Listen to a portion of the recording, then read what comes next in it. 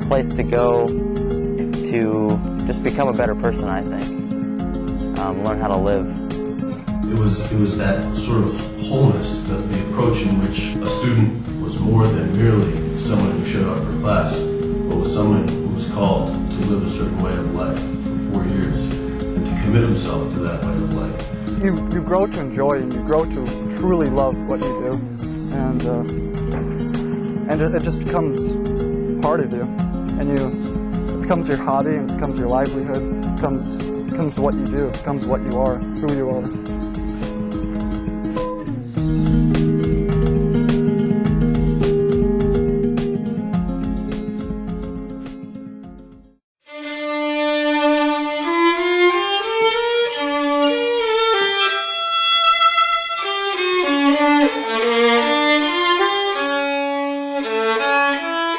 Well, I had worked within a number of colleges and disappointed. I was quite disappointed in the failure of the college in forming the students in the way that Western civilization and the church demands that they be formed.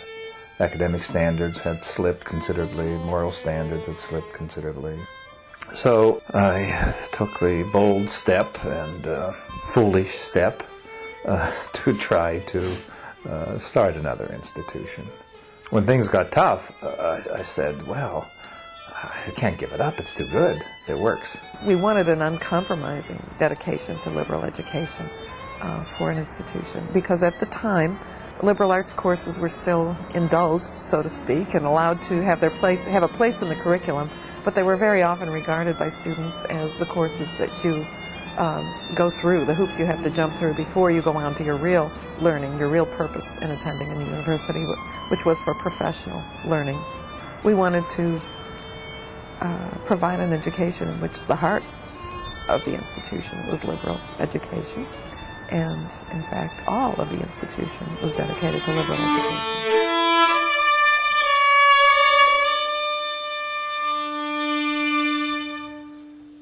I would say the significance of the liberal arts is serving as a full complement to the person. English, history, math, general sciences, philosophy, theology. You grow to have a broad picture of all that exists. I got associate's degrees in science and social science and tried different universities in my state and didn't really care for any of them. There was always something missing, and here I found what it is that was missing. I don't want to be educated in a lot of facts that I can just look up in an encyclopedia. I want an education. It's a different thing. An intense study of lyric poetry is something that I never encountered in high school. I never dreamed that I would have such an interest in it. At the same time, looking back 3 years ago, 4 years ago, when I first got here, when I was in high school, I never thought I was even remotely capable of the type of intellectual conversation that I see going on at this school and have achieved. I'd always kind of looked into like colleges, but one reason why I didn't go to college was because it seemed very assembly line-ish, and it was like just getting you for a career, and I didn't really like that. And so I joined the Marines out of high school, and then in June of 2004 I went to Iraq. I came back in February. I don't know, it did help a lot because you end up with a lot of time to think about what you want to do. I didn't know the liberal arts education existed until after I had got out, and someone had told me about that they did have still programs like that, more of a classical education. And I found Thomas More about 3 weeks before it started. My mom sort of forced me to come to the summer program, and I totally did not want to come at all because I was like, it's the summer and I don't want to spend 2 weeks learning. I had no notion actually of coming here at all when I first looked it up. I found it online actually. I had done a search for art schools and liberal arts came up instead. And then like senior year came around, I graduated, and I really had nowhere to go because I had already applied and been accepted to art school and I was set about going, but for some reason I didn't feel sure about it. I wasn't sure if that's exactly what I wanted to do with my life. And probably the thing that got me about Thomas More and made me decide to come here was because it was so personable. It was the first college that really believed in me. I had a tough time that first semester. I had a good time, but I had a tough time also. So I went back to Mexico for a semester and started studying business. And then I came back to visit for a weekend. And as I got into campus, I was like, I need to be back here. What am I doing there? I do like business, but I need education for my soul also at the same time. So I've always been interested in medicine. And then just to actually study that and combine it with a liberal arts education is something I wanted to do, to round out my education. I knew I could go to a technical school to get, you know, the facts and, you know, the listing out of the chemicals and this and that, but to actually get it joined to a life in the world is what I wanted. So I didn't really find Thomas More College. It actually just sort of found me. I was actually enrolled into a state school. I was signing the check for my first deposit and panicked, didn't sign it, and the next day I'd filled out an application to the college randomly and just was sort of here, and I do not regret it at all. In fact, it's probably the best decision I ever made in my life, so that's about it. That was a good story. That was a great story. I like that line. That one at the end. I didn't find it. It found me. That was good. Well, I ain't gonna work on ain't gonna work on lie around this track till the break come back down. Coming to Thomas More has been sort of a transitional event. Having recently left a religious house after being there for 4.5 years in the monastery, I discovered through the formation and through our life there what is an education in the classical sense. The idea of an integrated curriculum. I'd always seen higher education as something where someone goes to college and gets a degree. That education prepares you for financial success. But the liberal arts education has something much more substantial. The catalog mentions paideia, which is a Greek word for education, but a certain kind of education. It's an education that is education for the whole man. Which is an education that is formative of the person. And for me, it is impossible for me to think of Catholic education without it being also a paideia. And so it's designed to transform the person. Not just to form the person, but to transform the person. We regard the curriculum as manifesting a living truth, not simply a reading list of great books, but that, in fact, that tradition, the books themselves, are ways into a larger tradition which involves a way of life, a long reflection, centuries of reflection on human experience. And what I loved so much about Thomas More was that it had a very universal approach to everything, you know, especially, and I think the humanities program encompasses that because, you know, we have, you know, freshmen, sophomore, juniors, and seniors all taking a class together. So you'll see them, freshmen through seniors, discussing their papers, comparing, reading each other's, talking about the topics together. So when you're reading the Odyssey or the Iliad, everybody's reading the Odyssey and the Iliad. They read about ancient Egypt, Mesopotamia, Gilgamesh, the Iliad, the Odyssey, Plato and Aristotle, the Old Testament, Virgil's Aeneid. They're reading some of the fathers of the church, as well as the New Testament. They read Dante, St. Thomas Aquinas, St. Bonaventure, Duns Scotus, Shakespeare, Machiavelli, Descartes, to Kant. They're introduced to the novel, so they're reading Moby Dick, Crime and Punishment, Flaubert's Madame Bovary, Conrad. They read the American founding documents, as well as documents that surround the Civil War. They read American literature, beginning with Hawthorne. They read Faulkner. A student enters that cycle of courses wherever it is when he arrives as a freshman. He jumps on the merry-go-round wherever it is, so to speak. Although we go in roughly chronological order. We do not believe they have to be studied in strict chronological order, but all of them are avenues toward the truth. All of them ways into the tradition. The way I teach politics, it depends a lot on philosophy. Heavy emphasis in Plato was the founder of political science, and Aristotle then who develops it. And then also literature. One of the best political works one can possibly read to understand the modern world is Dostoevsky's The Possessed. You know, the literature and the politics and the philosophy, they all come together and they all, you know, are influenced by each other. And the connections are just drawn between every single class there's a connection that's drawn to another. I've written papers for humanities on literature and talked about entropy. So if you're a literature major, for example, you still will be studying, you know, political science and theology and philosophy, and as well as, you know, classical language, which it has also been something I've really loved about this school. With learning Latin, I've understood the meaning of words so much more, which is extremely important when you study literature or philosophy. The learning process here is continuous. From the first book I've opened, and then you have to go back and do your midterms. The ideas change in your mind based on what you've learned since the very first, you know, book you may have read, whether it was The Myth of the Eternal Return or Leisure and the Basis of Culture. You know, you learn so much. I mean, you read so much. You know, especially this semester. I mean, we're reading, you know, the Greeks. We've already read Herodotus. You know, we've read Plato. We're going to be reading Aristotle next week. You just go from one thing to another thing. History, you know, you're reading history, you're reading philosophy, you're reading literature, just one after another. We definitely read a lot of poetry. You know, what's Russian about Russia in 5 pages?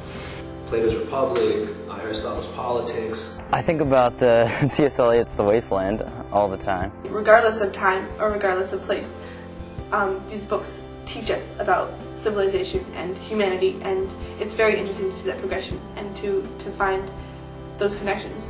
It all ties in understanding man.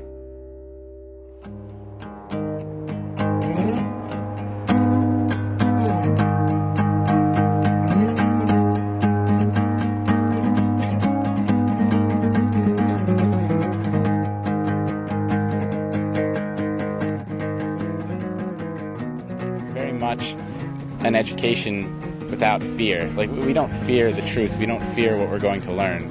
It does not feel that it doesn't have to engage thinkers that go against the Catholic tradition, like for instance Nietzsche or Marx. You know, we realize that because they're such an important part of our society, because very much, you know, their thinking, for good or bad, has informed the way we are. In order for the character development, the intellectual growth must take place. I think Thomas More is, in terms of character growth, I would say it's unsurpassed. The school teaches you, it gives you a foundation. It teaches you how to learn. I read a book a lot differently now than I did before coming here. I never looked at books or poetry the way I look at books now. All of the things that we read, we're given we're given a sense of their place in history. And when I read the Iliad, I was just drawn into that book. It's, I think, the most amazing book I've ever read in my life. It has so much in it, and it elevates you. The books that we read and the things that we come in contact with here at the school have struck something that's universal to every person. And learning how to encounter a poem and learning to let the poem speak for itself, and learning how to be open to that kind of encounter. It's something I had never occurred to me. I had never experienced before. The purpose of our education is to transform the lives of students, and it often happens in Rome. Students just kind of, you know, plod along, then we go to Rome, and it opens their eyes. For me, the change came about in the Rome semester.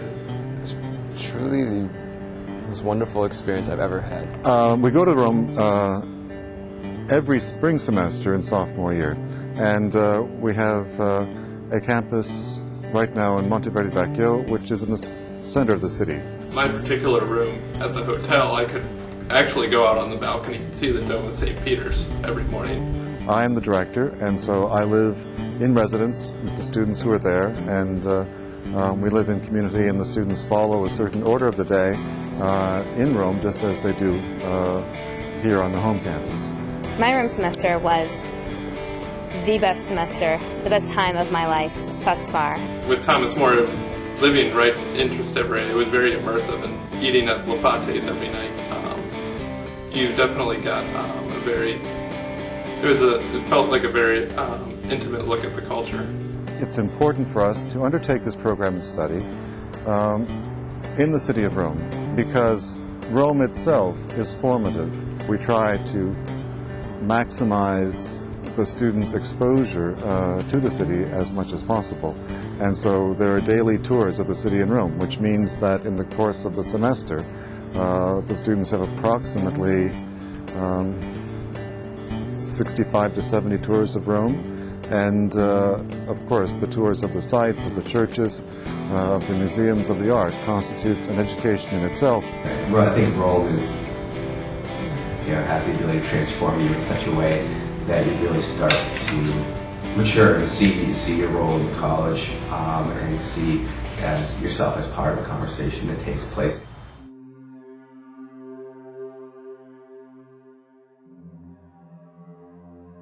We retain, as someone recently has remarked, that character of the medieval schools of communitas docentium et studentium, that we are a community of teachers and students. When I looked into what the school offered, one of the things I was most impressed by was the sort of rigorous curriculum that was not divorced from the community life of the school.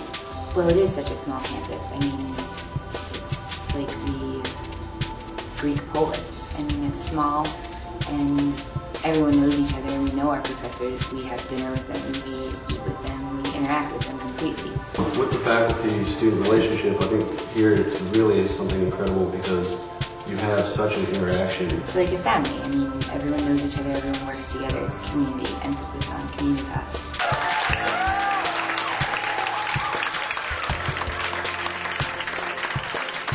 The president can be contacted at any time. You can go to his office. I know every student by that student's first name on campus and everyone that's come through. People ask me, well, how big do you want to get? I said, I know we're too big when I have to say, I don't know who that student is. What's that student's name? What's really important is that I realized was the community, that we all study together and that we're learning together, and it's something that we go through. We have community work. We have duties in the kitchen. Students rotate to prepare the food and to clean the dishes.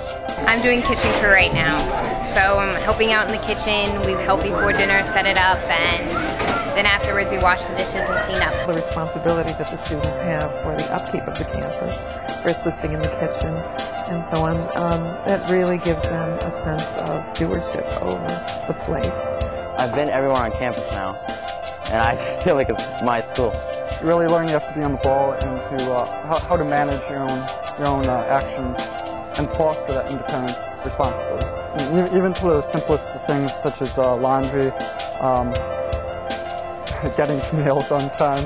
We participate in the humbler tasks, not just the intellectual work. Well, our purpose here, I guess, is twofold. We employ the students and get them some financial aid. That's why they sign up for work study. But in fact, we derive a huge benefit from it. We get a lot of the work that needs to be done on campus taken care of. Anything from, as you see today, raking leaves to actually constructing things, building things, redecorating offices. It's good for the school, it's good for them, and it's not a downside that it gets me away from my books for a few hours every week either. So. What do you teach here, Miss Enos? Latin and Classical Greek. I do the second-year languages, intermediate languages, and then I do the introductory Latin. I've been influenced by the Benedictines and also by the Franciscans. The Benedictines, with that emphasis on order and regularity. As you know here, there's an order of the day, that activities don't interfere with other activities. So when we have the Mass, nothing is supposed to be going on while we have Mass. Or if we're dining, nothing is to interfere with that. So it's a kind of Benedictine order and regularity, that there is a joy on campus, which comes from, I think, from the classroom itself.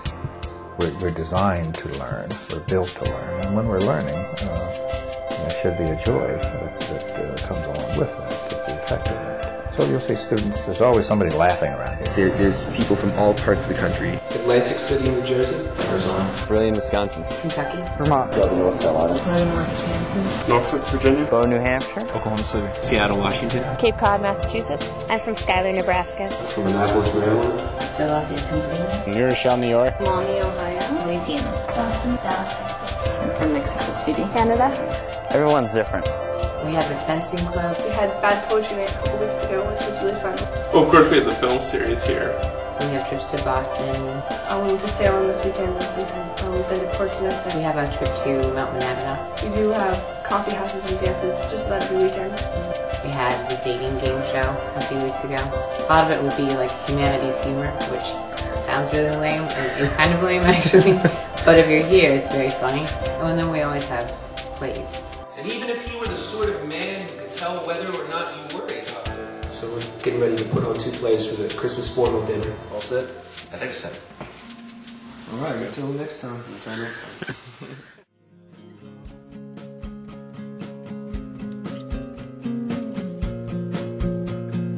It's a very interesting and profound thing to see how the professors teach the material that we read from a Catholic perspective, and yet are able to maintain a certain kind of transparency to the text. I actually was fairly attracted to the fact that Thomas More was Catholic, because its Catholicism gives the school a sense of mission, a sense of coherence. Even though I'm a non-Catholic, if I thought about it a lot, I probably would feel like I was marginalized, maybe feel like a second-class citizen. I don't feel that at all. That's the great thing about the school. It's a Catholic school, but non-Catholics, non-Christians are welcome, and they're welcome as equal members of society. I'm not Catholic, and I'm here, and yet I don't feel like Catholicism is shoved down my throat. We are a Catholic college that is open to students of all faiths, and so I think it's important that students from other traditions feel comfortable here, and at the same time they participate in what is particular to a Catholic education and a particular Catholic spirit.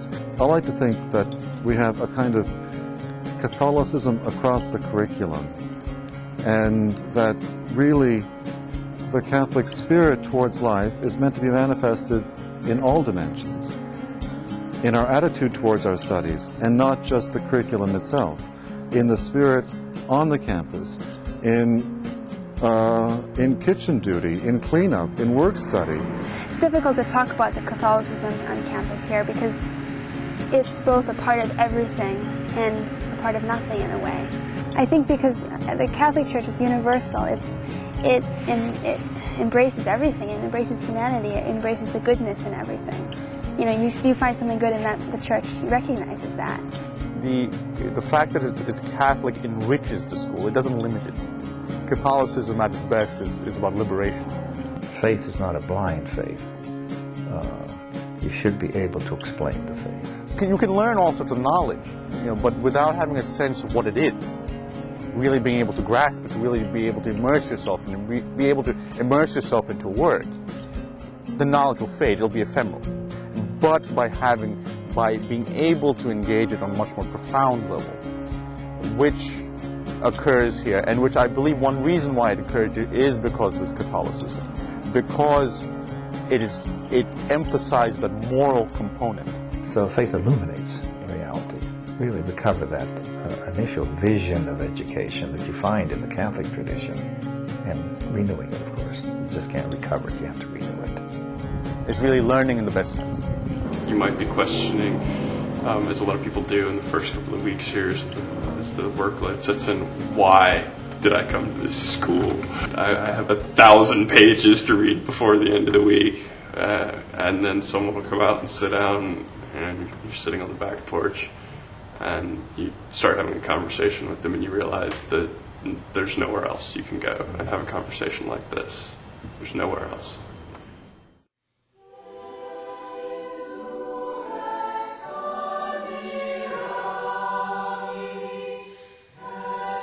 To get a glimpse of Thomas More College ought to appeal to a student who has a certain sense of daring in life and a certain desire to learn and a hope in what they may accomplish. I know that I shall meet my fate somewhere among the clouds above. Those that I fight I do not hate. The liberal arts program teaches you how to think. The entire student body is here to learn. Countrymen Kiltartan's poor. No likely ends could bring Snow them loss. falling, the night falling fast. How fast in a field I look into going past. Everything and becomes the ground almost a covers piece of so much more. But concepts, just like individuals, have their history and are no more able than they to resist the dominion of time. But in and through it all, they nevertheless harbor a kind of homesickness. If one is not experiencing joy in learning, then somehow one is probably not learning. You are educated in it as you go along, and then when you get out there and you are face to face with it, you are able to meet it, challenge it, and conquer it. It's important to know the past, especially in the present, because as a people we grow in time. Here's this truth, and now that you see this truth, as great authors do to you, great poets and great thinkers, they give you this truth, and now you have to accept it. You have to change yourself to fit the truth, because the truth won't change to fit you. Thomas More is unique in the fact that it allows a student to sort of go into an ivory tower for 4 years and study the great truths. It takes these ideals, or seemingly ideals, to the rest of the world and applies them throughout the campus. We think that this is the kind of education that is for our time and for the future. And all we're trying to do is educate superbly. Seeing something beautiful is what makes one change, which makes one convert to fall in love with something more beautiful. One wading a fall meadow finds on all sides the Queen Anne's lace, lying like lilies on water. It glides so from the walker, it turns dry grass to a lake, as the slightest shade of you valleys my mind in fabulous blue lucernes. The beautiful changes as a forest is changed, by chameleons tuning his skin to it, as a mantis arranged on a green leaf grows into it, makes the leaf leafier, and proves any greenness is deeper than anyone knows. Your hands hold roses, always in a way that says they are not only yours. The beautiful changes in such kind ways, wishing ever to sunder things and things selves for a second finding, to lose for a moment all that it touches back to wonder. And it's especially in that last line, to lose for a moment, wishing ever to sunder things and things selves for a second finding. Thomas More is an attempt to lose for a moment in order to find so much more upon your return. And that's why the risk that's hazarded here is an abysmal risk, which at the same time seeks to retrieve some of the deepest memories, not the memories of only our lives, but the memories of whole generations, whole peoples, the memories of history.